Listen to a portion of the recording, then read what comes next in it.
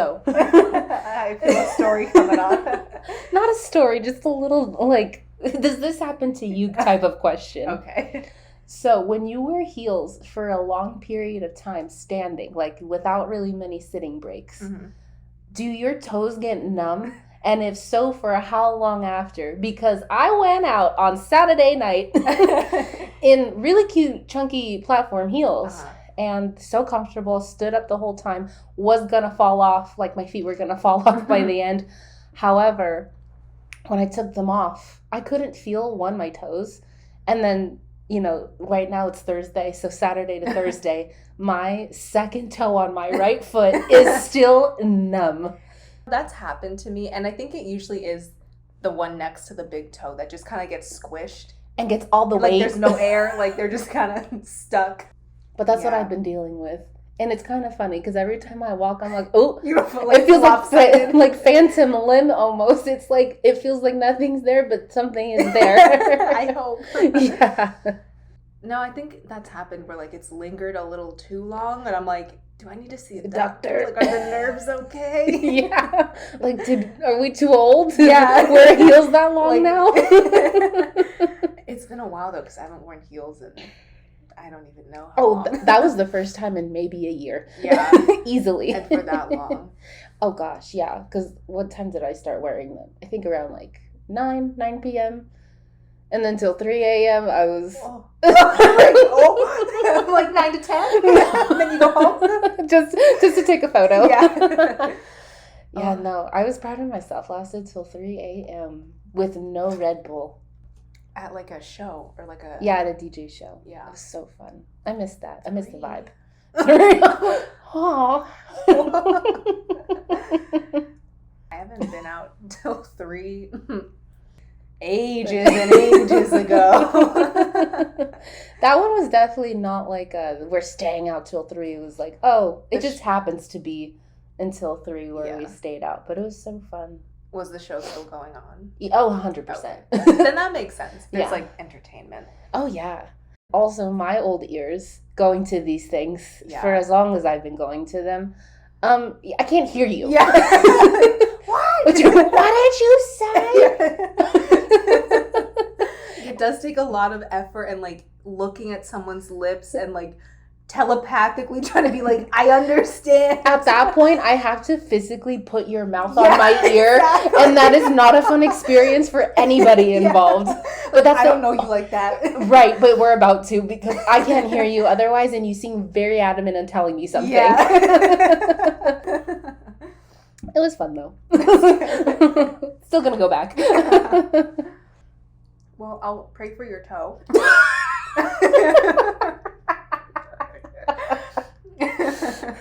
Thank you. You're welcome. I'm about to break up with it if it doesn't get its little act together. Like, I can work with 9 toes. Yeah. Anyway, moving on. So what we're talking about today is friendship. Well, friendship breakups. Yes. And just the evolution of life with losing friends and moving on from friendships that may not serve you anymore. Because life, that is just life. Mm-hmm. When it comes to friendships ending, sometimes people just grow apart, and then sometimes it's very intentional. Mm-hmm. And like you said, that's life. People change. Your compatibility naturally changes over time with different people, or something happens or changes within the friendship, and it's no longer what you signed up for, essentially. I think I've only had a couple experiences like this in my adult life, and like intentional friendship breakups. Yes. Where I just felt like I think it's time for me to go. I'm a done here. I'm gonna see myself out. Like happy hour's over. Like I got to go. My Uber's here. Yep. Yeah. And it's not carpool. Yeah, this is for one person only. It's a tandem bike actually. In one destination. You will not fit. Yeah. Where I'm going next. Yeah. Yeah. I don't regret any of the friendships that I've intentionally left, made the intentional decision to step away from that friendship. I don't regret any of those. And honestly, the lessons I've learned have become core parts of me. Mm. And those experiences really set free those parts of me that I didn't feel I could express before and have become my strengths now from the lessons that I've learned. So I thank those people, and I don't wish any ill will on anyone that I've, that isn't in my life anymore for whatever reason. It's always been nothing like too dramatic or crazy. It's just kind of like, I gotta go. Like, yeah. I feel like, you've gotten everything out of the friendship essentially, and it's like, all right, well, time to move on, and life goes on, and that's just gonna happen. So no, for sure. I feel like when I was younger, so I've had a couple of like intentional move-ons, if you will, just from very different situations that had happened. And I'm the first to admit I made mistakes where people have broken up with me. Friendship breakups. It's just easier to say. Yeah, because they are like breakups, but similar. Yeah, and some I've grieved, some I was like, oh, thank God you're out. But that's neither here nor there. But yeah, I've definitely had a handful of intentional friendship breakups. But at the end of the day, it's so easy for me to pinpoint, like, first of all, maturity level. I feel like a good chunk of them happened when I was in middle school and high school because of things that went down. And I can only remember one instance where I was directly involved. The other times it was like because I was just part of a friend group and it was a matter of picking sides, unfortunately. Yeah. But at the end of the day, I'm still going to show my loyalty to the, I guess, morally correct person involved. But yeah, in my adult life, I can only think of like maybe 2 or 3 instances where I was like formally telling the person like, I am no longer your friend. Yeah, do not put me as your emergency contact. Correct. Breakups are part of life, whether you're breaking up with a partner, a friend, or even a family member. For me, at least, being an only child, I do categorize friends as my family just because I chose them. I wasn't born into having to spend time with them by force. Yeah. And a lot of times I think like if we weren't family, like with family members, like if we weren't family, would we be friends? Would we be speaking? Like that drives me. Like I think about that a lot. Yeah. And I've always kind of thought about that again because I am an only child. I think that's kind of what instigated it. And so therefore I'm like, okay, if not, that's fine. We're family, but we get along, whatever. So that's why like for me, choosing friends has always been a very like, maybe not easy process, but a very like picky and high standard process for me. Friendship breakups, they're a part of life, like I keep saying, that everyone goes through. And I do find friendship breakups to be pretty fascinating to reflect on because I feel like I've experienced almost every single kind of friendship breakup you can think of. Like every type of scenario. Intentional, I was in the wrong, they were in the wrong, or like just natural distancing. Yeah, I think for me, they kind of happened like kind of back to back-ish or like around the same time in my life at least. And that sounds like a really like intentional growth period on your end then. It was, and I didn't realize it. And yeah, being able to look back on things now, like I'm a huge fan of timing. And like, that needed to happen. And when those friendships did end, my chapter of life after, it's like I picture it as like I'm going on a journey. It's just me and my little sedan. I can only pack so much. My arms can only hold so much. I can't bring this person on my journey anymore in life. Like that's how I visually see it, is like, I think this is where we part, my friend. Like my car's full. I see your car is full. We can't take each other on this next chapter. And I didn't know what the next chapter would be. But looking back at the timeline of my life around those times, like it all just makes sense. And I'm very much at peace with all of it. Reflecting on like friendships and like how they developed and then changed and then like where the split was is like, it always just makes so much sense, which brings me a lot of peace. Yeah. So again, whether the other person was in the wrong, I was in the wrong, or it's just a mutual and natural distancing, I really do look back on friendships, like the actual friendship portion of it, and can take away what I could have done better, what that person could have done better. And again, maturity wise, I can't emphasize that enough. Like where you are with your maturity at every stage of this friendship. I love to pinpoint like where was everyone at their life to one, become friends in the first place. And to two, then what broke down the friendship to be no more? Like, was it distance? Was it values changing? Was it, so was someone betrayed? Did someone else come in and trying to tear you apart? Like, so many things. And again, like, I feel like even just every example I just said right now, I'm like, that has happened to me. Yeah, I guess I can ask you this because I don't really know. I feel like I have my answer for what I'm going to ask, but maybe I really am not sure. But like, are we besties or what? No, not that. I know. Are you breaking up with me? Live on the pod. Wait, this is it. It's our last episode. Goodbye. It was a good run. Yeah. 5.25 episodes. No, I was just gonna ask, how do you think that in media it's portrayed, like the difference between romantic breakups and friendship breakups? Well, first of all, in especially high school TV and film, like it's like an incest pool. Everyone gets with everyone's partner or ex-partner, and it's somehow deemed okay until recently. Like, for instance, Euphoria. Definitely not okay. Definitely not okay. However, I feel like that was portrayed way more accurately with, like, if you don't watch Euphoria, there's Maddie and Cassie, they're besties, and then there's this guy, Nate, awful human being, should die.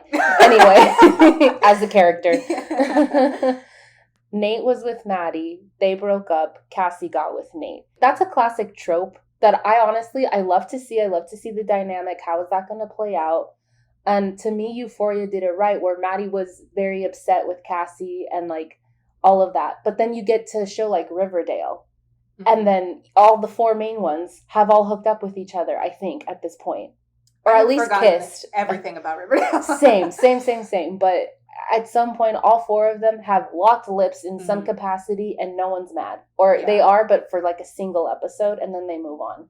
And I feel like when we were younger, stuff like Riverdale, where it was all okay to, like, get with everybody, there was hardly ever an actual, like, breakdown of friendships where, like, person's completely iced out now. That was all that I was looking at and saying, like, okay, then that's okay. Or, like, everything's okay. Yeah. Between friends. Like, you can do them dirty and you can still keep them as a friend. Like, they'll just be mad for us at one whole episode. Yeah. But obviously that doesn't work in life. Like, for me, media portrays, like, you're either attached at the hip or you might as well not be friends at all. I think a good example is in Insecure, which I haven't finished yet, but Molly and Issa, I think that is maybe the best portrayal or the most realistic portrayal of, like, adult friends that were attached at the hip, sisters, genuinely growing apart. Yeah. And I haven't finished, so I'm hoping that they come back together. But regardless, don't spoil it. Nope. Keep that mouth shut. Don't even say a word. I see it coming. Like, that is one show, like, I will not accept any spoilers. Okay, fine.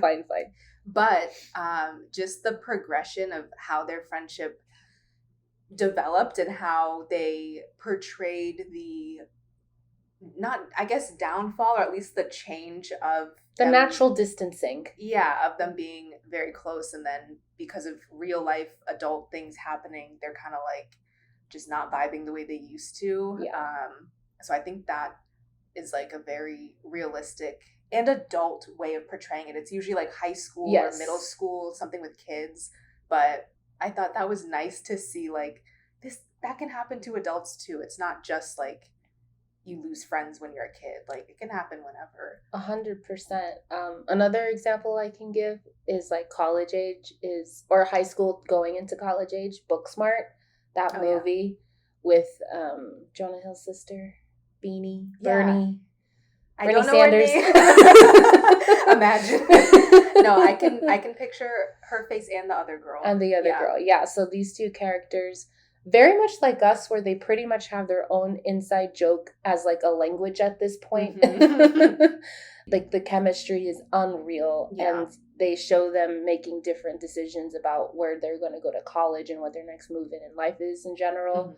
And just, to me, that was also very, like, accurate portrayal as well. But I'd like a part 2, essentially. Be like, okay, this girl went off to Africa to build some homes, and this girl actually went to like Yale or something. Yeah. I'd like to see them reunite and see where that friendship is now. Mm-hmm. So it's like I either get like the prime of the friendship in media, but never really like, okay, but then the after of when things change. Yeah. Yeah, and a lot of times that distance could just be for that period in both of their lives where like they're just going through something, or like things are changing and they kind of grow apart and then come back together. Right. 6 months down the line or something. But in movies and TV shows, it's like 99% of the time, if two people are cutting each other out of their lives or having a breakup, it's like always romantic. Yeah. And it's never, I mean, we gave a couple examples, but 99% of the time it's not about a friendship. Sure. So I think it might be more difficult to know how to navigate those because you just don't see it. And even though the way that romantic breakups go down aren't always realistic either, you at least think about it, or like maybe have a plan in place in the back of your mind of like, how would that go? But you don't always think about, oh yeah, how do you end a friendship, or how do you break up with a friend, or what does that look like or feel like for everyone involved? It's kind of more like foreign territory. And yeah, I just think that's interesting. Like it's never really portrayed that often. And if it is, it's generally not the most realistic either. And I think that's my problem. Yeah. that I have with it. The main thing with any breakup portrayed on media is the communication. The communication of how that all unfolds. Horrible. Toxic.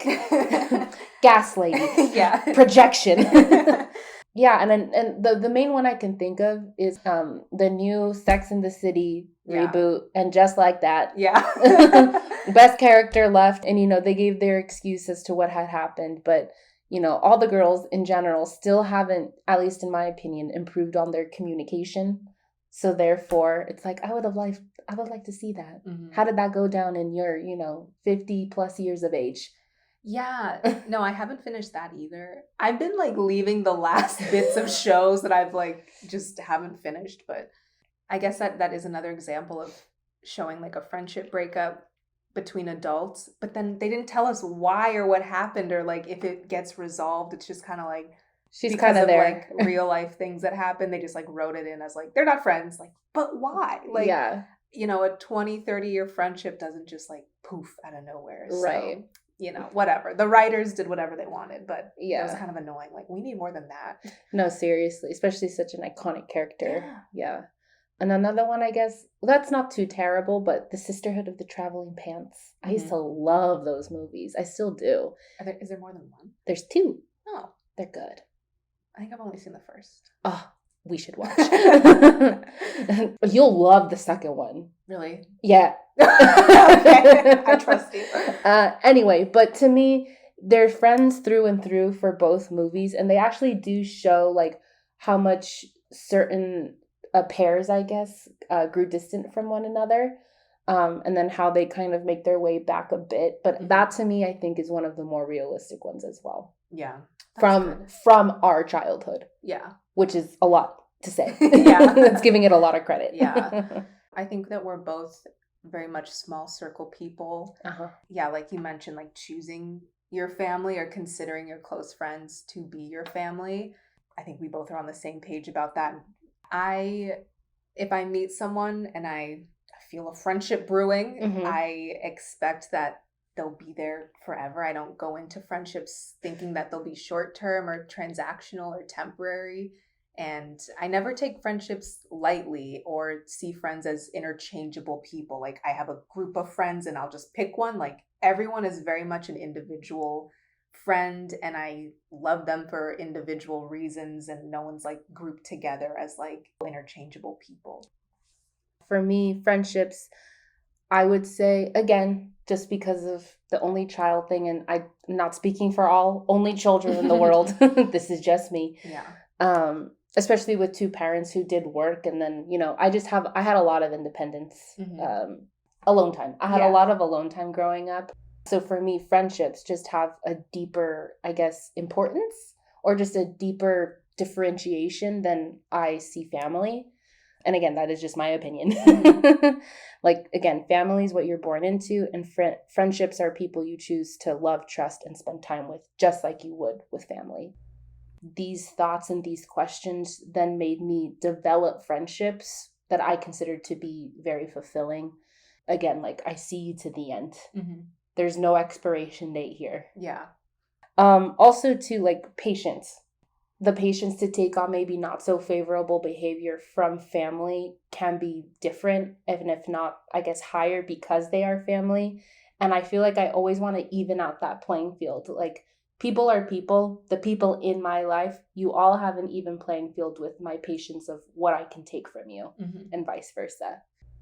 Yeah, so we aren't going to go into depth about details of friendships or relationships from our life, but more so focusing on what it felt like during the, I guess we can call it, downfall of those friendships, and then the lessons learned from those experiences. 100%. Fun little question time. What kind of friend do you see yourself as? A good one. No, I feel like just in general, I'm just very down. Like, I'm down to go try something unless I absolutely know I'm gonna hate it. But yeah, I feel like if anyone ever just like calls me up and is like, you want to go do this? I'll be like, yeah, I'm down. Like, it doesn't really matter what it is. I feel like I'm very flexible and very just open. But also too, I feel like my loyalty is very fierce. I love that. Fierce. Yeah. Fiercely loyal. I'm fiercely loyal to my people. I'm also very efficient. So I just feel like I can make any experience that we're having just like, I can just ooze out the oodles of fun that we're going to have together. I'm down and I'm loyal. Yeah. No, I agree. Yeah. How would you describe me as a friend? Let's see. Yeah, definitely the loyal, obviously, like no question about that. And I see that with other people that you're friends with. Like, it's not like I get special treatment. It's like you are just like that for everyone. And I know anytime like you introduce me to someone, I'm like, oh, you can stand them? They must be good. Yeah. Like, this must be a good person. Yep. So I really trust that. Yeah. And I think you are very trusting, which makes you trustworthy. You're not afraid to like share vulnerable things with people, or like just you speak your truth and like you share things, and then it makes at least me like, okay, yeah, like I can share things too. Like you don't seem afraid to like bring vulnerability to the table first, and then I think that makes people comfortable. Like, oh, this is like a real person. Like, I can share some thoughts because they have thoughts, and I know they're gonna like, you know, hear me and understand me. It's like very much not just like, what'd you have for lunch? Like, we have those conversations, yeah, of course. But like you're very much able to like make people feel comfortable, like going deeper. Actually, I've gotten that a lot throughout my life. Yeah. I think it attributes to me just being, I'll say that, I'll add this to the mix for myself. I am a very good listener, like very good. Like, I could be quiet for a full hour and just listen to somebody go. I don't know. I think I'm a good energy reader. So that's why too, like, I can just feel the vibe of what you may or may need to hear or want to hear. Like, I can differentiate the two, but I'm going to always give you both. Yeah. And tell it like it is. So yeah, no, I agree with that. Thank you. You're welcome. I'll ask you the same. What kind of friend do you think you are? I think some of what I bring to the table dominantly, I have a lot of patience. If I'm friends with you, it's not like I'm waiting to like tick off things on my list of like, ugh, they're out now. It's like, if I'm with you, like, you really can't say anything that's going to make me see you differently, unless it's like something, you know, extreme. But like, it's not hard for me to understand people, or even if I don't relate to something, it's just kind of like, great, like you told me something and that's you. I love it. Once I love you, I just love you. Like, I don't know how to explain it. Like, you're in my heart, you're just staying there. Like, get cozy. Congratulations. Get comfy, because you're not going anywhere. Yeah, and patience, because I know, like, I appreciate people that have patience. So I try to give that too, just in all scenarios. Yeah, and just overall kindness. I'd say I'm a kind person. You are. Thank you. I can't say the same. No, I can. It's just a different kind of kindness. Yeah. That I portray. What would you say? I think because you are such an individual, like, and I don't mean different in a bad way, but like you own your uniqueness. Like, you know your strengths in terms of like fashion, aesthetics, like all of that stuff. And I think you use that individuality to then make other people feel more individual, if that makes sense. Like, I always look out for this because I find it so fascinating to see the other person's facial expression. So anytime someone's telling us something that's going on in their life and like they do a little self-deprecation moment or whatever, and like we're saying nothing, it's silence. And then all of a sudden you're like, "You're a queen, what are you talking about?" And it's like coming out of nowhere and I'm like, "Oh, right." And that person is always just like, "Oh, thank you. Oh my God. Like, I love you." And it's just like, do you not have a hype person like that in your life? So I think like for you to like hype somebody up, I think is a really great strength, and you do it out of nowhere. Really? Yes. And I can tell that's like the little bit of like words and a little bit of like magic that person needed in that conversation right then and there. Because I guarantee you it carried them for at least a week. I love that. Yeah, no, you say stuff like that to all of our friends, like not all, and the thing is it doesn't happen all the time. Yeah. And that's why I find it so fascinating, because it's when it happens, I'm like, you just made that person's month. Oh, that's because sweet. You say it so genuinely and from the heart, and like, and I know you always mean it, and then I'm like, yeah, they are a queen, yeah. I'm like, what do you mean? Yeah, like we're all bosses over here. So I think like you're like subtle yet genuine hype manness. Like just a little whisper. Yeah, just so like a little, like you're just like if you were a goddess tape. Meditation tape. Yeah. So that's like a major one, I feel like, because I get it from you all the time. So like it's not that I'm immune to it, but like I'm used to hearing it from you. So when I hear it, I hear you say it to other people, they're not used to it, and I'm like, you don't have one of these? Yeah. Like, call me. Yeah. Any day. You're pretty to look at. Oh, thank you. So are you. It doesn't hurt to have a nice face.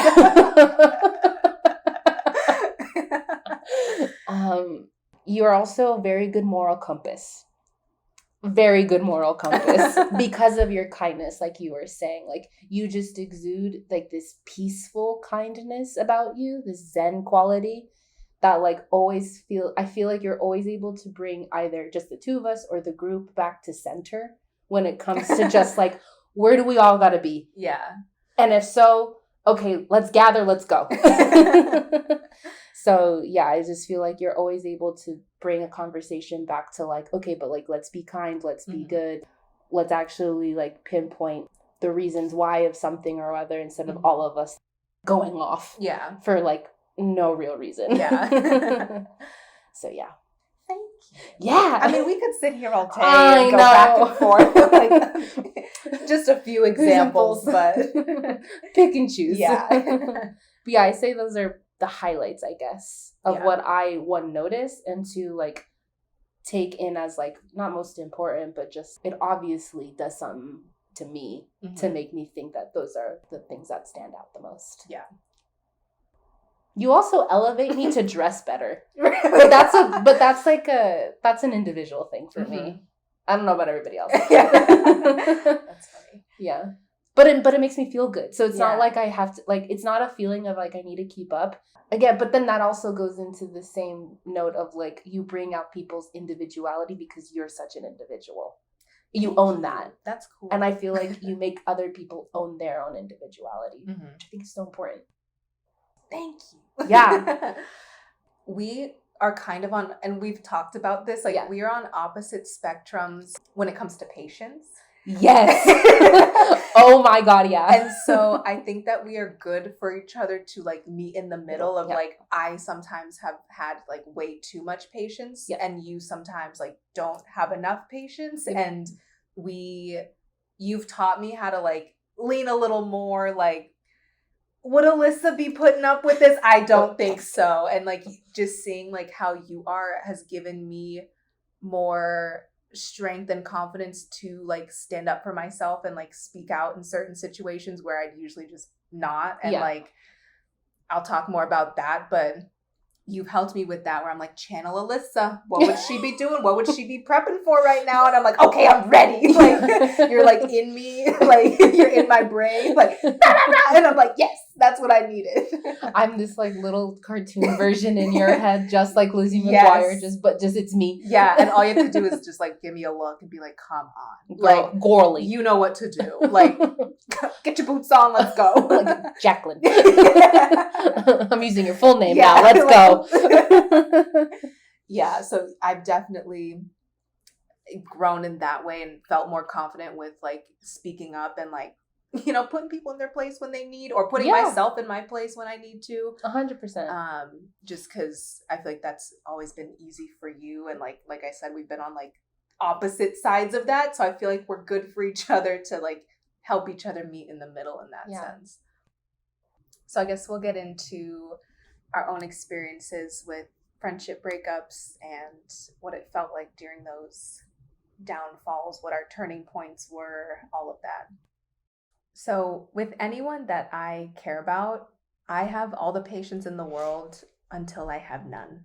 Mm-hmm. Once I've given everything and I feel taken advantage of or feel that it's not being reciprocated, it is very hard to get me back, I would say.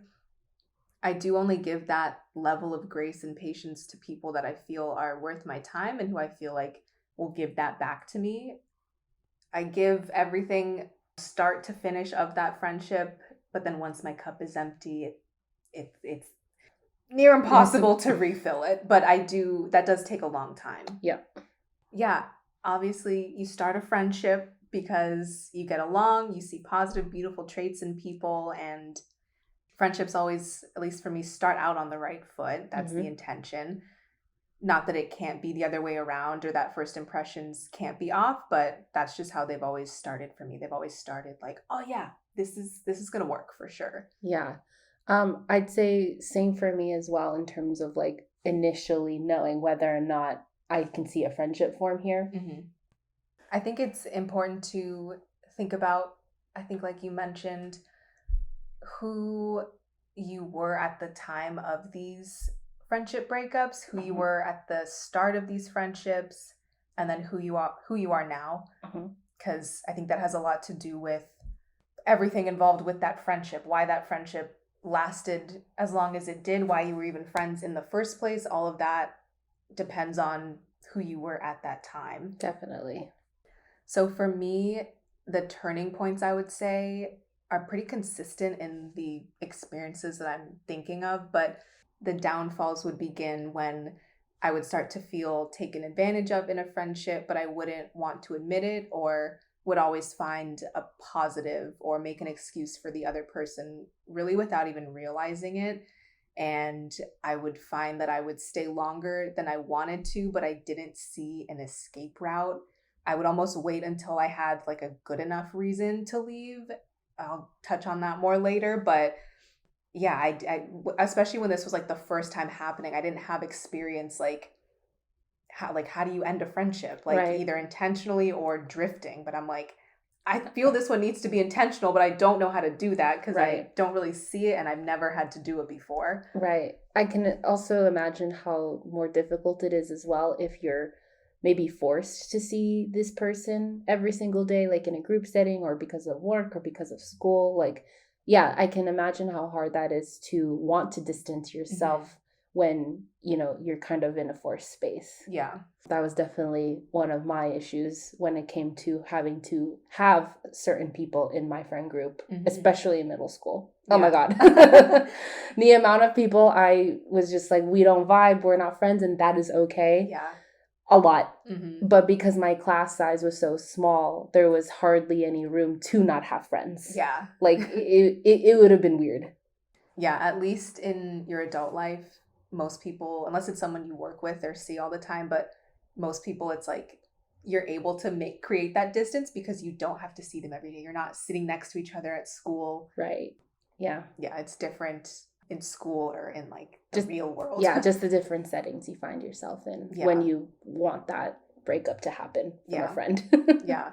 I don't ever expect perfection from people. I don't expect people to expect perfection from me, but I do expect accountability and respect. And when this feeling of being taken advantage of became a pattern, that's when you'd start to lose me, and I'd start looking for my escape route and kind of making my blueprint of how to get out. 100%. I'd say for me, going off of that, I'd say if I can find the pattern that, you know, you're consistent with maybe not so favorable behavior, or the way you show up as a friend, but I know that's maybe part of your personality, for instance. Like, I've had a bunch of like flaky friends, for instance. Like, we'd make a plan, but maybe they'd show up late, or they like, you know, whatever the case is, they have to change it for whatever reason. If I know that's also like just your personality, because you do that with everybody, then I'm going to give that a little bit of grace. However, if you start doing that out of the blue, maybe you're going through something, but we got to talk about it. Yeah, you can tell when something is like, that's just how someone operates, or it's kind of like direct and personal, and like you can tell the difference of, you know, what someone's intentions are. Yeah. And I'd say that's part of my process to be like, okay, are we still good friends then? If this is either part of your personality and how you operate, as you say, or is this like very directly intentional? Are you trying to escape by irritating me? Right, exactly. Yeah. And in that sense, it's like, okay, then where's the communication? So I'd say that's kind of how I'm able to identify it in order to see, do we exit or do we talk and work through this? In my past, it was easy for me to rationalize a reason to stay over trying to get out, at least in the beginning, because I knew the good. I have memories with this person, and I know so many positive things about this person and reasons why I have love for them. But then when the quote bad comes out, I would just hold on to the past and would want to ignore the present or make excuses for them, like I said, and not wanting the present to be true, because it's just obviously more enjoyable to think about positive things and not look at like what really is there now. So that was kind of a trend for me, is like, that doesn't sit right with me, but like, remember the good times, like they're not all bad, like really focusing on the good outweighing the bad. Yes. And this goes along with people just changing over time. Everyone goes through different things, and, you know, you're becoming a new person every day. But at certain points, I would feel that either hurtful or negative traits were coming out of this person that I had no idea about or that I hadn't seen before. And sometimes it was like, honestly, kind of jarring, like, oh, I didn't know this person had it in them to say something or, you know, do something or think certain things that I don't necessarily agree with, but I'm already invested in the friendship. And, you know, I'd make those excuses like, oh, they didn't mean it like that, or just hope that those comments or traits didn't represent them as a whole, and that the positive traits always still outweighed the negative. And yeah, that was never an easy thing to go through, because I have my morals and I have my beliefs, and not that you have to have the same thoughts as everyone in your life, but when someone's morals seem to kind of do a 180 and you're already like deep in a friendship or a relationship, it's like, I'm sorry, come again? Yeah. You said what now? Like, where did this come from? Literally, like, and why now? I don't know if it's just like the more comfortable you get with people, like your truth comes out. But when it's like the complete opposite of who I signed up to be friends with, it's like, okay, that kind of is like, was a big turning point. 100%. And I feel like, again, like from personal experience, I'm able to gauge whether or not your first impression is like at least 80% you, because of course, like, you may not be 100% yourself in a new setting with new people. However, like, I mean, you have to give the majority of yourself in order to even open yourself up to new relationships and friendships like that. So if you're not giving even some of the maybe bad parts of yourself that, you know, you say an one-off comment, then you're the one in the wrong, in my opinion, the person. Yeah. Not you. Yeah. Like, oh, you kind of hid that from people. Yeah, and it's like, well, one, why? And two, you'll find like-minded people who say and think the same things as you do. We're just not those people, so why'd you hide it? Yeah, like, I'm sucked in now. Yeah, I'm like, I just got bamboozled. Literally, like, you didn't tell me that. Exactly. Yeah, like some things that if I'd seen before I got close with someone, I would have rethought the friendship for sure, or wouldn't have gotten in so deep in that friendship. But in these cases, I really saw the good before I saw the bad, and not the other way around. So I was always willing to give them grace. And, you know, no one is perfect, and there's always room for growth and differing opinions. So it was never like, oh, I want to leave because we have different opinions. It was like, I don't know if we see the world in the same way, if we treat people the same way, like big things that warranted like me considering if I should leave, you know? So like I said, I would ignore certain things that I saw because I knew the good, and I would stay longer than I wanted because I felt like I would be in the wrong for leaving. And I would tell myself I'm not being patient enough, which was a very harmful and false way of thinking and kind of detrimental to me at the time. But I really didn't see it that way at that time. I would always find a way to be like, nope, you can't leave. Like, you will be the mean one if you exit, which is so not true. Yeah, no. Because then you need to establish your own boundaries. Yeah, I would focus on making space for the other person, but ignoring what I'm really feeling and thinking and wanting, and not prioritizing and respecting my own boundaries. I swear to God, I didn't read that. I know. I literally just... You said it, and I'm like, yes, that was my next thought. You are correct. I swear I did not read it. Oh my God, that's funny. Okay. Then more so later on, closer to my departure, I'll call it, with these friendships, I would feel like they didn't really know me or never really knew me. Like, maybe we never really knew each other, because I feel that the people who do know me would never treat me that way because they know I would never do that to them. And it's just not a part of who either of us are. And if someone thought that I had it in me to ever intentionally hurt them in any way, that made me feel like they didn't know me at all. And not in like a righteous, like I'm perfect kind of way, but as a friend, I hope that step one is that, you know, like, I am never here to hurt you ever. And if that isn't understood, then maybe we just shouldn't be friends, because you shouldn't feel that way about the people that you keep close. You should know that, like, you know, they've got you and they're never ever going to do something or stab you in the back or like, you know, come from the side door and sneak attack you. Like, I'm honest. I'm here as I'm presenting myself how I am. Yeah. And if that doesn't come across to someone, then like, that is all good. But like, if you don't trust me, like, then don't be my friend. Also, too, if you're already going into a friendship thinking like, oh, like this might only be this amount of time, or like this person's like this, so I'm going to act like this, like, you got to do some self-work. Yeah. Like, there's something with you that you need to look within, reflect, ponder, in order to, one, not only put your best self forward, but also, two, expecting the good from everyone. I feel like it's just a good standard base level of like, I expect good from you because I want you to see me.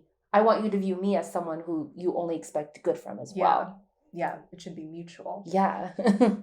Them thinking that I would ever want to hurt them hurt me. And I understand that people have trust issues that could have come from something completely separate and just have nothing to do with me. But, you know, if you've been friends for years and you don't fully trust someone for whatever reason, or think that someone isn't a good person in some way, but you've never brought it up to them, or you just act like, you know, the friendship is dandy, it's like, you should trust the people you're with. And if you don't, then either talk about it or leave the friendship, because that's not a friendship.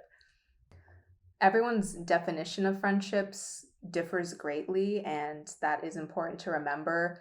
The weight and value of what it means to be a friend is different for everyone. Yeah. I find the whole, you know how we were speaking earlier about like how media portrays friendship versus romantic relationships. I find it, and maybe this is just my observation, and maybe I'm only referencing one thing. Maybe, one show. Yeah, one film I saw. But just in general, I feel like even if I've had things that may deem as baggage from the past friendships, I really am good at not ignoring, but setting aside said baggage when it comes to approaching new friendships. However, when it comes to baggage with romantic relationships, I bring that with me into the next contender, which I find like it's a little, I don't know, like why? Yeah. You know, I feel like a romantic relationship, yes, it's different than an actual friendship, but in a way, each has their own dominance and importance in different situations. And it's like, why do we go into friendships, or at least me, without that friendship baggage from the past? And then why do I go into romantic relationships with that romantic baggage from the past? That just came to me right now. Yeah, no, it is. Is it just me? No, I think that's a very valid thought. And I feel like we've said this like maybe a while ago, but when it comes to like romantic relationships, you have a lot of patience. Yes. And when it comes to friendships, I have a ton of patience. But then with romantic, I'm like, nope. And with friends, you're like, nope, not my vibe. Like it just depends on like, you know, what the relationship is. But it's just funny that we're like opposite but like the same. It just depends like who's in the scenario. And I will say, like, when it comes to at least life update, quick, I have for some time now elevated the same way I am with friends with romantic relationships now, which is great. I treat friendships and romantic relationships honestly on the same playing field when it comes to bringing my past in, or the lack thereof, and really just treating everyone as a clean slate of like, what are you going to bring to the table? Because this is what I'm going to bring. Yeah. But yeah, that was just a thought that came. Found it interesting. Thanks for sharing. But yeah, a little bit into, I guess, my experiences. Again, like I mentioned, I feel like I've experienced every kind of friendship breakup scenario that you can think of. Again, where I was in the wrong, they were in the wrong. And I will say predominantly people were in the wrong versus me. But I can, hold myself accountable and say I've been in those shoes where, I messed up. And it did warrant a breakup. You know what? You right. You right. Call me out. My bad. But I will say those moments I was in a very either unstable or immature place in my life, or a combination of both. Not good. And again, my influence was television and films with these very, very, very juvenile ways of taking on various tropes that you see, common ones. Something else that is seen is like girls or women having patience for like their boyfriend in the TV show, but not for their best girlfriend. And it's like, why? That's not right. And I've felt that with people too, where it's like, I have seen you give time and time again so many chances to men, but a friend does one thing that bothers you and like you just destroy them. And I'm like, that's that's a thing right there.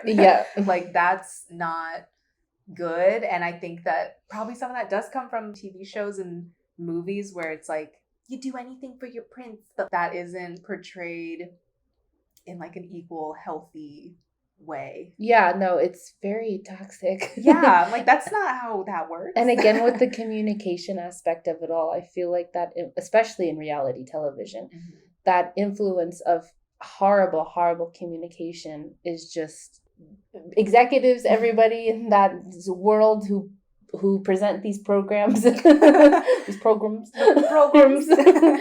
present these programs, either they really greatly understand what they're doing and know the impact and influence psychologically and subconsciously going through people, and then how then that makes them act in their real life based on what they're viewing. Or these people have no idea and just are like, okay, it's entertaining, go.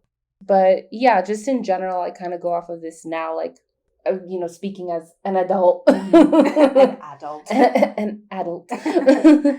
for me, my younger friendship breakups, whoever was in the wrong, it shouldn't define you or it shouldn't define you. They were just only supposed to be part of your life in that moment. Yeah. Not every friendship is meant to be long-term. Yeah. And I also believe in friendships reigniting, but the growth, the accountability, and the trust all need to align to make that happen. I've always been really good at determining whether or not I'm going to vibe with somebody. And for that, I'm really thankful. And the main thing I would say, I guess in my younger days, is I just needed to be more honest with myself, especially when I was younger. If I'm only close to you because of a small group activity situation is bringing us together, and I'm forced to regularly meet up with you, then yes, of course, I'm going to be civil, and I'm not going to blab to you that I'm not your friend. Yeah. Yeah, we even may become friends who do hang outside of the group activity. Or you're friendly. Yeah, we're friendly, but it doesn't mean I actually see you as a close friend.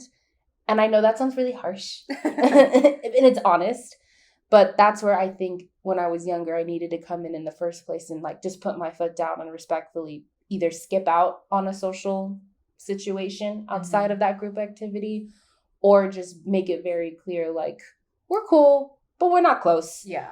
However way you can communicate that, which I don't have an answer to. I think that relates to how he said people hold different weights. Friendship means different things to people and feels different. And yeah, just what friendship means is different for everyone. And I've seen people who kind of treat their friends as interchangeable. I just need someone here. I just want someone on the phone. Okay, if that is what you get out of having friends is just to have someone, do you? And then for some people it's no, I have literally one friend because I just don't mesh with anyone else. You'd rather just have the one. Your definition of what friendship means is different to that person. So for you could know we're not that close, but they're no, you're my best friend. However, whatever I did that created that downfall, no, it was because the context was so off between us that you saw the friendship one way, I saw the friendship another way, and it just wasn't aligned. Hence why there was such conflict. Yeah. When it did come to actually breaking up as friends. So I'd say, the biggest thing I would like to continue to do now, especially as an adult, is to better communicate that. But I don't currently have a friend like that. Yeah. For a reason. Yeah. Yeah, everything's pretty mutual and 100% mutual. Always on the same page. But I'd say middle school through high school, especially in shared group activities that I would participate in, there was always a little bit of that dynamic where I'm ooh. Yeah. You're cool on your own, but we're not so aligned as you may think we are. I think that is more common for middle school, high school. Yeah. With that group setting, you just kind of bunch people together. Yeah. But the escape route of it all. Yeah. So once I've realized in these situations that I wanted to leave or needed to create my little escape route to set myself free, in my case, whenever this would happen and whenever I was ready to leave, it was because I felt that I had already given more than enough time and energy, and I was 100% at peace with that friendship ending and moving on. I was happy with that. It felt right. And it was after I felt like I had given all that I could to it. This would happen long after I had overstayed my time in that friendship, and I would just kind of stop putting in effort, stop initiating things. And I've never felt like I needed to make a dramatic declaration of the end. I would just start to move on mentally. And if you catch on, great. If you don't, then I'll explain it to you. But I never felt the need to sit down and formally be this is where we part. Let's just drift. Cause I don't know. That just always felt how it naturally would unfold. And this was never meant to be passive aggressive or hurtful. I would just do this because I didn't feel valued as a friend or feel that they really cared about me that much at that point, honestly. So why would I spend my time explaining my reasoning to someone that I didn't honestly feel would care in the first place? I leave situations, I leave friendships, relationships when I don't feel needed. I don't feel like I need them. It's like you've squeezed everything out of the friendship sponge and there's just like no more juice left. Like it's just a dry sponge at this point. No, 100%. In one instance, I'll say I felt that this end was mutual. I felt the vibe, like this is an amicable lack of motivation to keep the friendship going. And like how we were saying, sometimes you just have to see people, but then once you aren't in that situation where you are obligated to see someone, it's like that's when you know if you're going to put in effort or not. And if we're going to keep the friendship going, you have to put in effort. And you know, if no one wants to, then that friendship isn't going to grow anymore. Sure.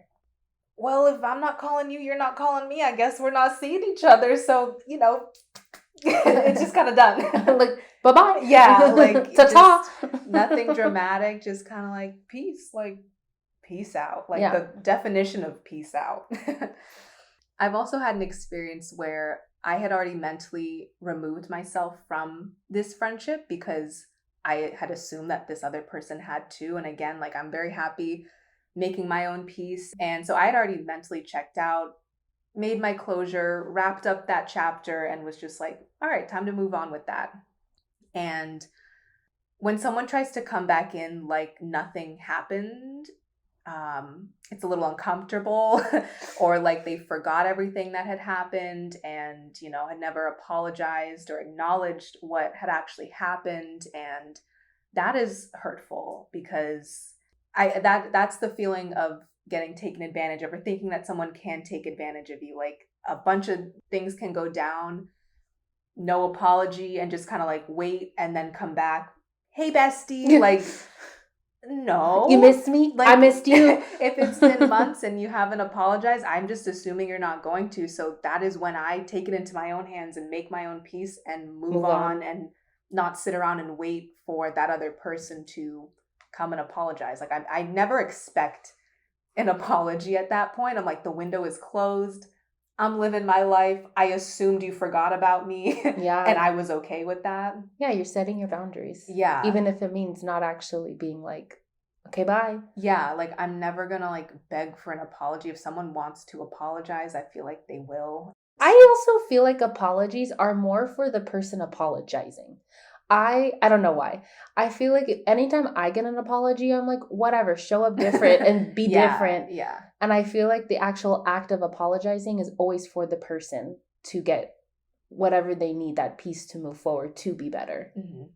I think it's a mix because I think when you do genuinely apologize, it feels good. Like you're getting to do it, like a weight off your chest. But also I think for the other person, when someone genuinely apologizes to you for something, that feels really nice. And that's then true. Once the actions after are genuinely different. That's true. I'm one of those, like, go straight to the action. Yeah. No, the action is probably most important. Like, apologies are cute. They're great. But if you don't change anything, then don't even apologize. Yeah. For me, something that was consistent was that feeling of being taken advantage of and having my kindness be mistaken for weakness. I am more than happy to give people chances to grow and change and be accountable, as I would hope they would do for me. But if I haven't seen it, then at some point I'm just going to assume it's not going to happen. Sure. And a way that I visualize this feeling is like someone thinking that they could come chug from my cup of love whenever they wanted to, and that it would just always be there. However they treated me, no matter what, it was just always right at their doorstep. But that is not how friendships work. I stopped leaving that cup of love on your doorstep a long time ago. So I don't know what you think you're drinking, but that cup is not there. Yeah. So don't come asking for, where'd the cup go? Yeah. I took it away long ago. It's like when you finish a bottle of alcohol and then you refill it up with water. Like, the fun's gone. The goods aren't in there anymore. Like, that's no fun. Just a bottle of water. And then you act like you're still, like, feeling it. And it's like, honey, that's water. Yeah. Like, you don't get to come ask for that cup. It is given to you mutually as friends. Mm-hmm.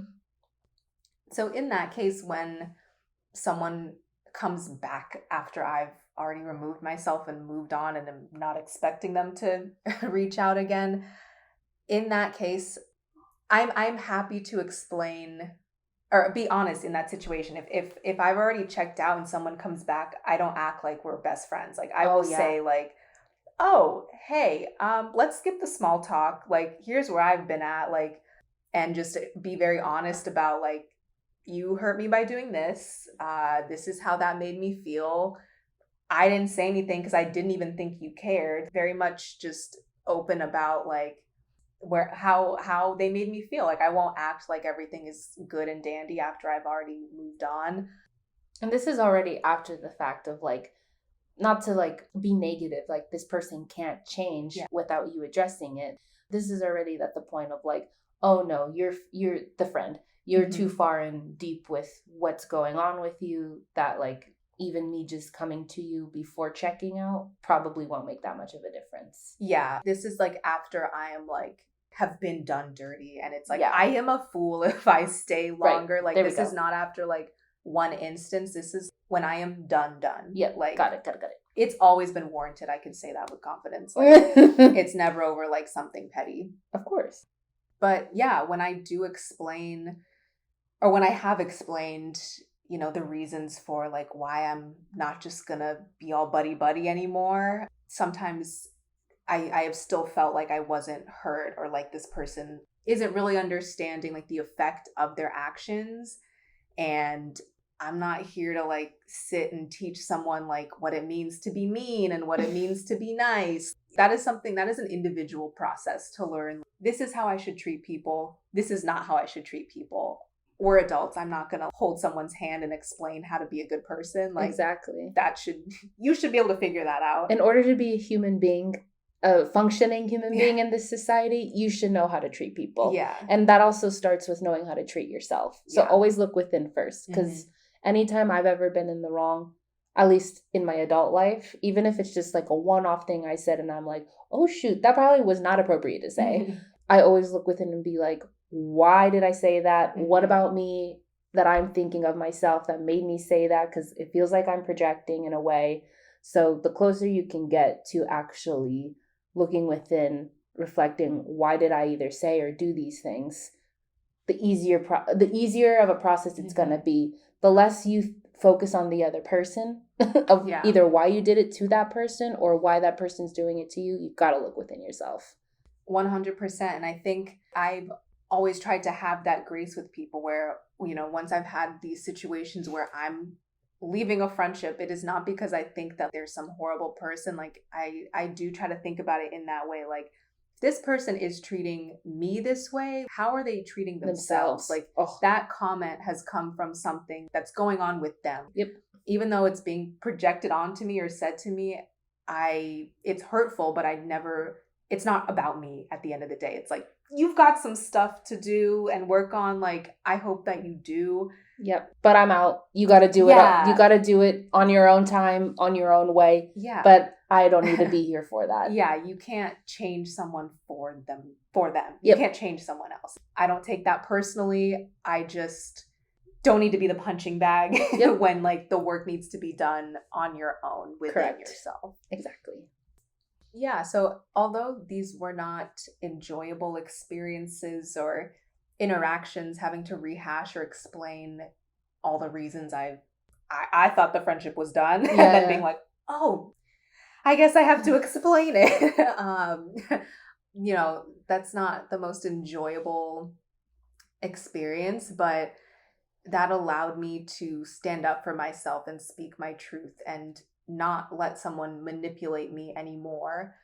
And I was happy to just have that friendship end without ever explaining why, because like I said, I didn't feel like they cared. So it was like, oh, okay, well, it's time to leave then. Yeah. But if someone asks me about it or asks why I don't want to be friends or whatever, I am happy to respectfully tell them my feelings and explain how they have affected me, even if I've already created my own closure and I'm just kind of rehashing things at that point. I'm always willing to explain when you did this, this made me feel like this. When you say these things, it makes me feel like this. And hopefully that will help them in the future. And maybe they just genuinely didn't realize, like, you know, how much of a fool they be acting. Or maybe they did and they really just didn't care, or thought that people would always stick around no matter how you treated them. And that is not my definition of friendship, is like I said, chugging from that cup of love until you are no longer thirsty. Like, that's not how it works. And it's not just going to be replenished time and time again when it's not reciprocated and when you don't deserve that cup of love from someone. Yeah, I find it funny now when I'm reintroduced to people from my past who I've gone through a friendship breakup with, or in this case, like, people took sides, and I was then called out in defense of somebody that I technically hurt, I guess. I hurt them. A lot of context there, but just to generalize it, I was the one who was in the wrong. Again, this was a time when the maturity level, so low, and the juvenile feeling of the context of the situation, so high. Yeah.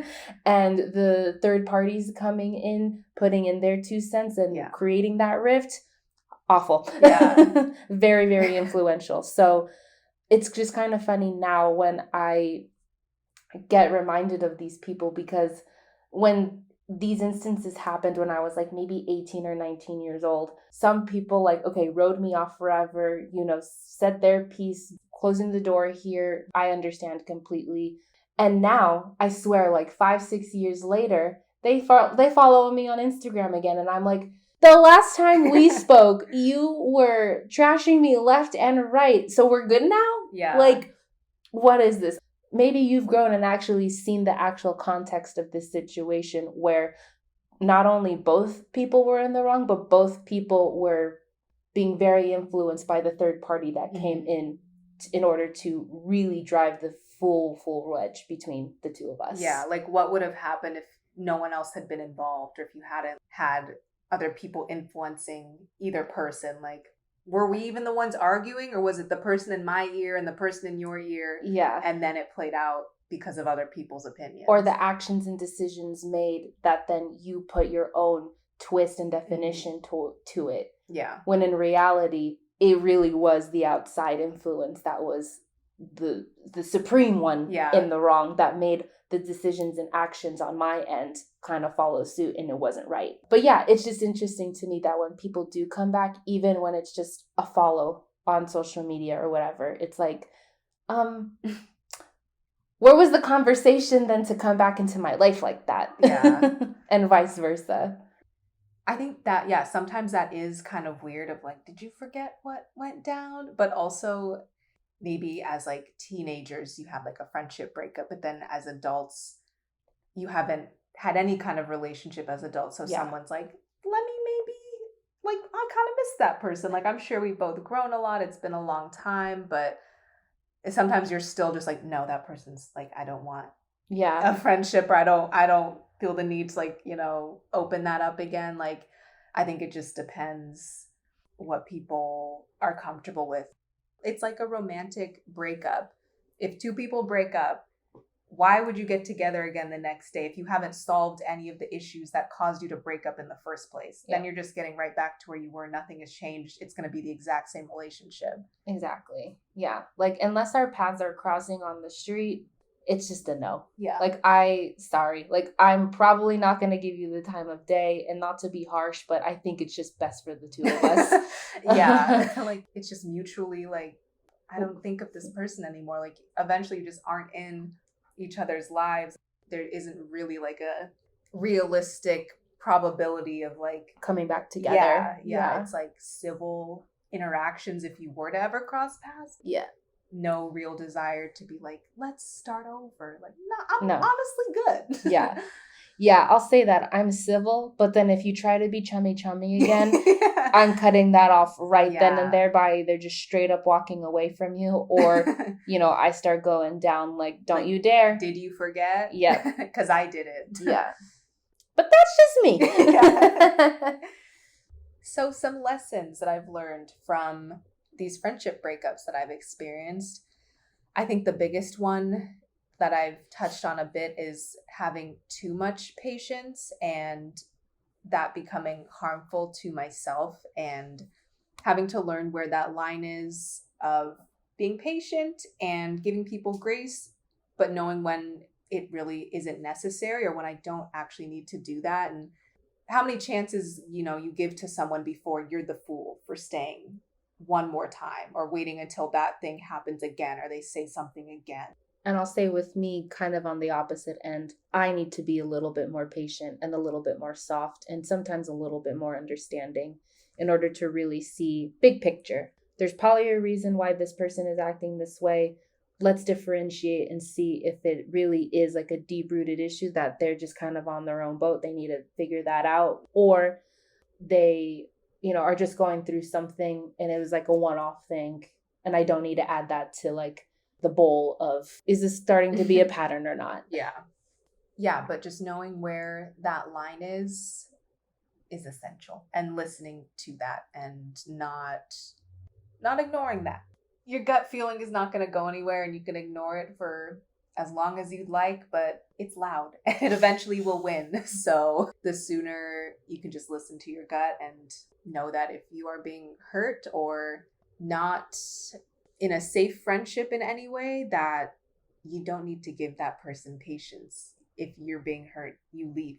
Yep. You figure out when that time is right for you. And I would feel like I'd be the mean one for like wanting to leave a friendship, either because I felt like I didn't have a good enough reason, whatever that means, or I didn't feel like they had a very close circle of other friends or like weren't close with their family. And I just kind of felt like I don't want to leave this person alone, but I also am not enjoying this friendship and it's harming me at that point. And it's not my responsibility to stick around when no one asked me to. It's like, I'm just willing to do that because I think we're friends. But like at the end of the day, that is not your job. Yeah. That for me was difficult, where like, I don't want to hurt them, but me staying is hurting me. So I choose me. Yep. And I wish you well. But it took me a long time to like rework that in my head of like, me leaving because I'm hurt isn't bad. It took me a long time to reframe that, to be like, no, this is actually very empowering and like kind of fun. Yeah. To be like, you know what? I'm sticking up for me and I just gotta go. Yeah, no. What helps me with that specific frame of mind when you think you're in the wrong because you might hurt somebody's feelings by leaving for whatever reason, I always think, okay, if I have the strength to leave, then they have the strength to move on without me. It's going to always be up to the other person to find that strength to either make more friends or make genuine connections with people, even in the situation where they might be more alone. Mm-hmm. Because then it's not my problem. You've reached a point in this dynamic where you've just taken it all out of me to the point where I have to then be that example of strength to leave this, so that way you can find that strength within yourself to figure out how to be better. Yeah. And to me, that peace of mind, it's like, oh, I'm giving this person a lesson. Yeah. Like, you're going to thank me in 10 years. Yeah. Yeah. In regards to closure, I feel like, again, it's always bringing it back to myself. So if I'm going through a pattern of letting a certain type of person into my life as a friend, and I keep going through parallel situations where they do me dirty or whatever it is, then I also have to look within, reflecting back to just myself and being like, okay, what made them think they could be like this with you? Yeah. And then therefore, what do I need to change in order for that to not happen from people in my life? So for me, part of that closure is also changing myself. And that's like a core life lesson that like, I feel like once you learn that, you don't unlearn that. Like that really stays with you and helps with other friendships and relationships in the future. Because I'm clearly portraying this where that specific red flag keeps popping up like in my life. It's a reflection of something going on with you. Yep, exactly. You can leave any friendship, any relationship whenever you want to, whenever you no longer feel safe.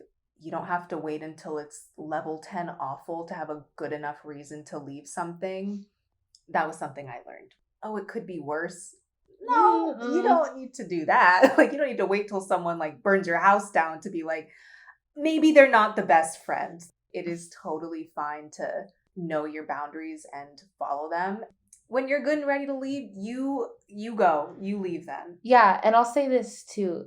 Say they're still friends with, you know, your friend group or something, and you are ready to leave. Do that still. Yeah. I feel like that's also not kind of emphasized enough. Like, I know it can be awkward sometimes, or it may provide a more complicated dynamic within your friend group, but still honoring that boundary naturally too. That group of friends, if they're aligned with you, that person might eventually distance themselves from the whole group in general. Naturally, just because of how differently aligned everybody is, starting with the main person who has the problem. It can be hard. That's another reason, like, why maybe you stay friends with someone longer, because you're in a friend group. Yeah. I've had that too, where it's like, I am willing to lose other people because this person is very harmful to me. That is more important than like, but I don't want to stop seeing this person, but they, you know, we would all hang out. I need to just think about me right now. Like, maybe we can still be friends with these other people outside, but like, I'm not hanging out with this one person in a group or alone ever again. Yeah.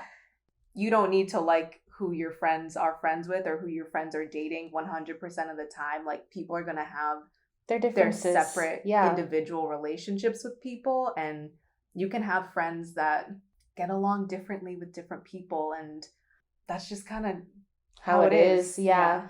And in relation to that, again, how I've said, I've kind of gone through almost every scenario you can think of when it comes to a friendship distancing or friendship breaking up. I have not a hard time, but this is kind of where I have the most patience for things, is when a friend gets into a relationship and they get into a relationship and all of a sudden they choose to spend all their time with their partner and then leave all of their friendships on the wayside. I feel like leaving those friends sometimes are the hardest for me, just because I'm like, oh, you just haven't learned how to balance your time out and your priorities, which I understand. Once a really good friend gets into a partnership, navigating that new dynamic is gonna be an adjustment. Yeah. And every time that adjustment period kind of should have faded by that point, it's like, okay, I guess you're just with your partner now, and that's all fine and dandy if that's what you want, but you're not showing up as a friend to me anymore, so you have to understand why I'm going to leave this now. Yeah.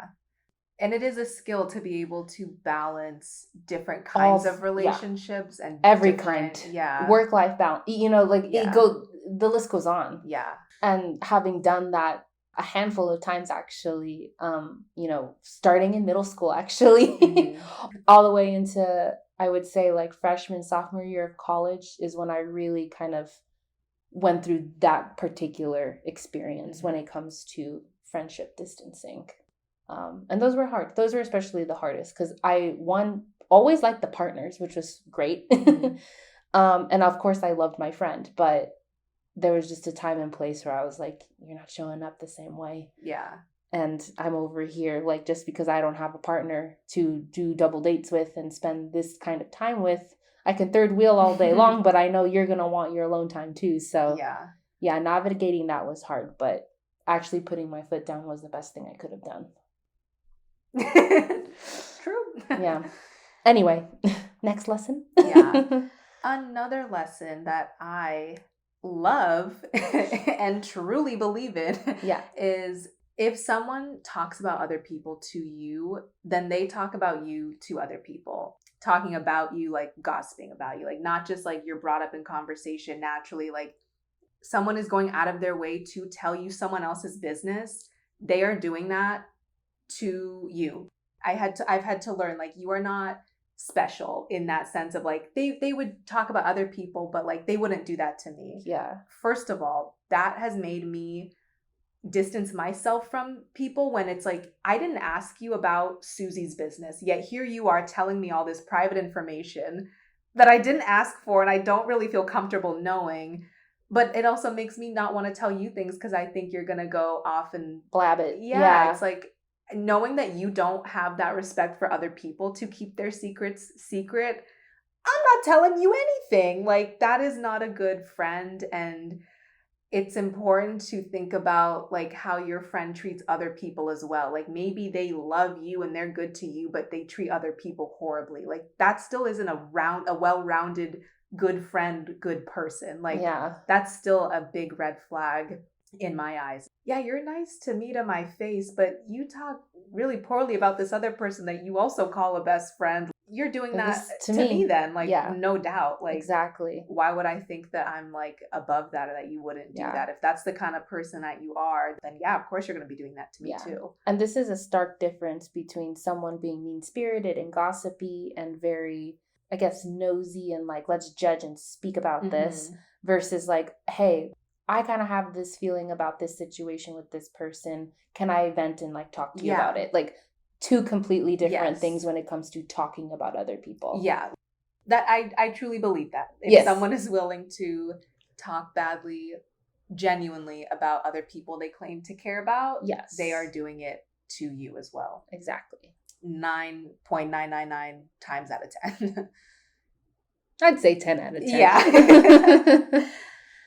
When it comes to really getting to know someone and seeing who they are stripped away as a person, your morals don't align, or it's just surface level compatibility and nothing deeper than that. You don't really know that until you get to know someone. Anyone that I consider a very close friend, sometimes we have surface level things in common. A lot of the times we are complete opposites, but who we are as people is the same. We have the same heart. We are the same on the inside. We care for people in the same way. We have the same morals. I really don't care about whether we like the same surface stuff. That is not that important. Neither here nor there. Yeah. I feel like jumping back to what we said about each other, the kind of friends we are, when you say you make me, talk about me, I make people feel really comfortable enough to be vulnerable and deep, pretty straight off the bat, I would say. And I agree with that. And so I feel like with me, because I only get the surface level for a very short amount of time before we kind of go right deep into like, who are you as a person? And therefore, who are you as a friend? I feel like I spend way less time in that surface level getting to know you part. And I go straight into like, I move fast. I move fast with friends. Yeah. But I obviously know that step and I know that phase. On top of all of that, I love variety of the different types of people I have in my life. Like, I can honestly say there's only a few things that all of myself and my friends have in common on the surface, but everything very deep within ourselves is the exact same. Yeah. And I love that. I love having the variety of interests that, it brings to the friend group. I love that. Like, of course, there's some crossover or there's patience from the rest of us to go do the one thing the one friend wants, but that's pretty rare. So I get you with all that.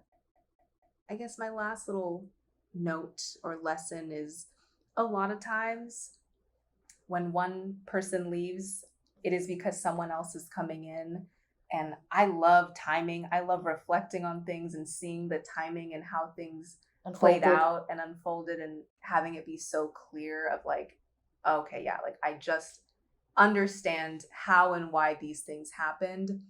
I think a friendship ending or someone leaving your life is a reflection of your own growth and your own change within yourself. And it's kind of like a checkpoint in some ways of like, we were able to be friends at this age, at this time in our lives, because I was this person at that time, you were this person at that time. And then many months or years go by, and then, maybe like I wouldn't have started a friendship with you now because I have changed a lot, you have changed a lot, and it just doesn't work anymore. Or you stayed the same. Yeah. Or like one person has like stayed exactly the same, and it's like, I'm trying to go here. Are you coming or not? Yeah. It looks like a no. Yeah. So I gotta go. Yeah. Like that is also completely fine and natural. People grow at different paces and learn different lessons at different times and need to experience different things in order to have that growth even begin. So I really try to never see it as like a huge negative or like something really terrible to end a friendship. It probably just reflects who you both are at that time. It can be hurtful, it can be uncomfortable, but people just are moving at different paces in different directions. Yeah, I always like to daydream in terms of our friendship specifically, and we can end on this because I find it a little bit more lighthearted. With all of those lessons in mind, I always like to think about, and we've talked about it a couple of times, would we have been friends whenever we would meet? So if we didn't meet in college, say we met like in kindergarten, like at 5 years old, would we have been friends? And if not, then okay, say we met in high school or at dance, because we both did dance as an extracurricular. Slash like it was our life. I was like, school was the extracurricular, dance was the priority. Exactly. In what setting when we were younger would have made our friendship connect, and then therefore sustained like it is now? I always think about that. I'm like, would we have gone through a friendship breakup at one point just because of where we were at, in life? If we met like in kindergarten, absolutely. Yeah, I think so too. Like very young. Like I was a super social little kid. Yeah? Yeah. Okay. You're like, really? you sure? No, I really was like. I could see that though. Yeah, just like I was so happy. I think you said it to me before. If we were part of the same dance group, we definitely would have been friends. Yeah. Like true, like close, because we're sharing the same art. And creative energy, like we are now. No, I know. like nothing has changed. Yeah. I think in high school we would have been friends, like you said, if we were at dance. I don't remember not knowing you. Also, it's like it feels weird that like I do, and it was a dark time. Like wow, there were like 18 years of like. Where's my wife? Like, what the heck? I'll say that. I feel like I had different versions of our friendship now with different people, but it was never consistent with the same person. So I had this like wifey best friend energy that I have with you with different people throughout my life. So like you've been married before? Sorry. You didn't tell me you had previous lovers? You're like my 15th. Oh, okay, cool. Didn't know, it's all good. No, but I had different versions of our dynamic. It's still doesn't even compare, but I've had tastes of it with different people, and I'm like, this is cool, but I don't think this is gonna last with you specifically, with those people. And then when I met you, I was like, this is it! This is the forever friend! Yeah, that's how it went with me, at least. But this episode's about losing friends, not making them. We go on and on about our love. Anyway. We should end on a positive. Yeah, that was our positive note. Well, losing friends is part of life. So get used to it. People be coming, people be going. Sometimes it's you, sometimes it's them. Yeah. Just gotta have the confidence and the strength to differentiate different situations that you may find yourself in with different people. Yeah. It's only going to make you smarter. Hopefully. You really do learn some of like the most important parts about yourself through difficult situations and uncomfortable situations, because you have to grow. You have to bust out of your cocoon to learn new things and unleash new parts of yourself. So there is always a positive from situations like this. And hopefully, if you are going through something like this or feel like you might need to end a friendship or anything like that, you're probably going to come out stronger and be more confident in yourself and just feel more self-assured. You are allowed to do that. You are allowed to put yourself first. For sure. I feel like this whole thing made me reflect more so on like just how many different types of people I have been friends with. Yeah. And honestly, all the different types of people who I then distanced myself from have all low-key kind of been in the same category as well. When you look back. When I really look back at it. Yeah, look back at it. Shimmy, shimmy, shake, shake.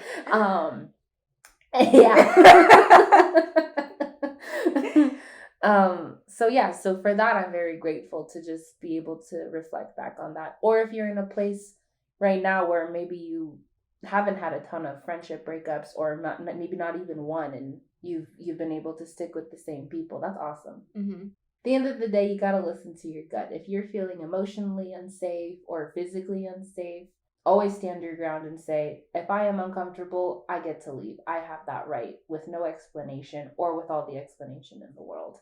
Oh yeah, and if we didn't say this already or hound it into everyone's heads, how you treat yourself is most likely how you're going to treat others. How you view yourself is how you're naturally going to view others. So if you find yourself judging yourself a lot and comparing yourself, you're most likely doing that with, the people in your life. So look within. Work on you first. Yeah. Really unravel that. Even that part can be a little painful because you're breaking up with a version of yourself that is no longer servicing you. But then you get your new version of you as the new friend and the new more positive side that you can then bring to the table. Absolutely. And I love that. Heck yeah. Heck to the yeah. Heck to the yeah.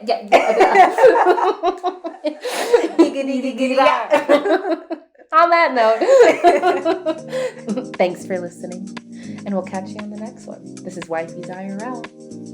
Peace. Bye-bye.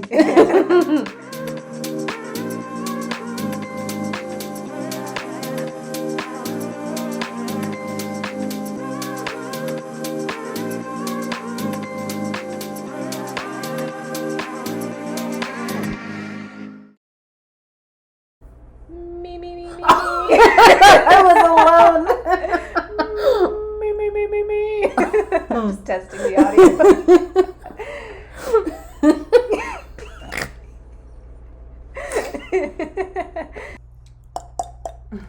That's what it sounds like. I'm sorry. What sounded like that? The glug glug glug. It just is like.